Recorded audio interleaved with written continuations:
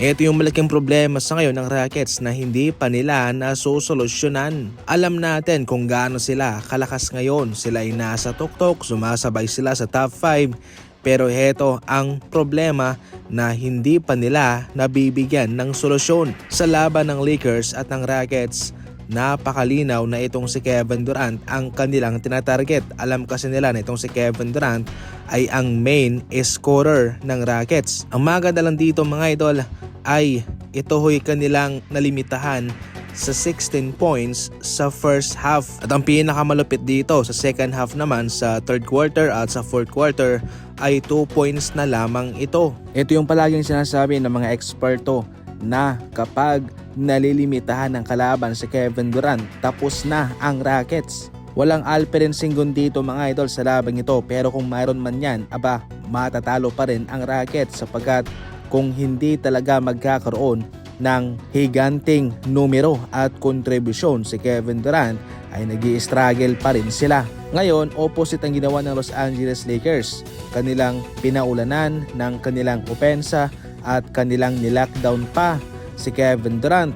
Tapos na ang usapan. Kitang-kita naman dito na si Luka Doncic ang naunguna na para sa Los Angeles Lakers at pangatlong option na lamang itong si LeBron James. Pangalawang option si Reeves. Gayon pa man kapag pinagsama-sama, nagiging lethal ang tatlong ito. At syempre, samahan mo pa ng performance ni Marcus Smart, magiging unstoppable ang Los Angeles Lakers sa kanilang susunod na mga laban at kanilang may pagpapatuloy itong kanilang winning streak.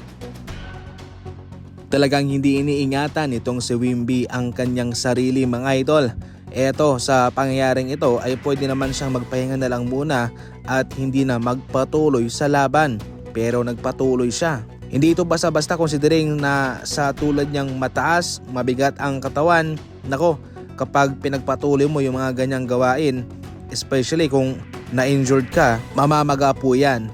Ngayon sabihin na lang natin na grabe matibay itong si Wemby sapagkat despite na sa nangyari sa kanyang ankle o bukong-bukong ay naglalaro pa siya, okay naman yan, pero kinabukasan yan ay siguradong sasakit po yan at mamamaga ng husto. Gayon pa man ay nakuha nila ang kanilang inaasam-asam na panalo rito.